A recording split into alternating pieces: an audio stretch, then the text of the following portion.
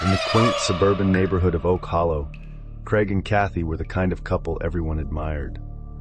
Craig, with his disarming smile and easy charm, was the picture of a devoted husband. Cathy, with her sparkling eyes and warm laugh, seemed like the perfect homemaker. They hosted barbecues, attended community events, and always had a kind word for everyone they met. But behind closed doors, their polished exterior concealed a chilling secret. The first disappearance was subtle. Mr. Gibbons, the retired teacher who lived alone at the corner, stopped showing up for his morning walks. His overgrown lawn and newspapers piling up on the porch became neighborhood gossip. "Probably visiting family," Cathy remarked to Mrs. Jenkins during one of their morning coffee chats, her tone so convincing that no one thought to question it further. But that wasn't the truth. Inside Craig and Cathy's basement, a dark ritual was unfolding. Mr. Gibbons, frail but defiant, had been their first victim. It wasn't random. Craig had overheard him muttering disparaging remarks about Cathy's gardening at a block party weeks earlier. And Craig didn't take insults lightly, especially when it came to Cathy. "I didn't mean anything by it," Gibbons had pleaded as Craig loomed over him, Cathy silently watching from the corner of the room, her lips pressed into a thin line. "I'm sure you didn't," Craig had replied, "but actions have consequences." By the time the neighborhood began connecting the dots, strange absences, whispers of missing pets, and a strange metallic smell emanating from Craig and Cathy's backyard, it was too late. The couple had grown more emboldened. What started as a reaction to petty grievances evolved into a twisted game. Craig would pick the targets, those who disrespected Cathy, annoyed him at work, or simply had something he wanted.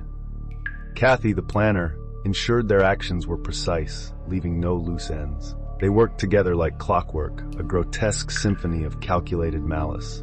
They called it cleaning up the neighborhood, a sick joke between them.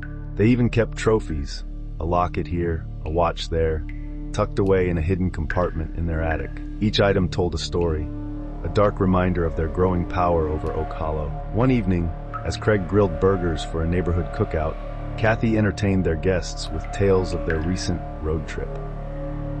Nobody noticed how her eyes flickered with something darker than excitement. Nor did they question why the burgers tasted a bit different. But one guest did. Emily, the teenage daughter of their next-door neighbor, was an aspiring journalist. Sharp and observant, she had been documenting the disappearances in a notebook hidden under her bed. She knew something was off about Craig and Cathy. Their too perfect demeanor, the odd hours they kept, and the strange sounds she'd heard from their home late at night. She decided to investigate. One rainy night, while Craig and Cathy were hosting their weekly book club, Emily sneaked into their backyard. Armed with only her phone and a flashlight, she slipped through the garden gate and crept toward the basement window. Peering inside, she froze. The scene below was something out of her worst nightmares. Rows of tools stained with rust, or perhaps blood, and a table with something large and lumpy draped in a tarp. Her hand shook as she snapped a photo, but the flash accidentally went off. Inside, Cathy's head snapped up.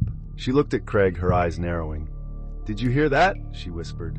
Craig stood, a knife glinting in his hand. "Stay here," he murmured, heading toward the backyard door. Emily ran, her heart pounding, but the mud slowed her down. She could hear Craig's footsteps closing in, his voice calm yet chilling.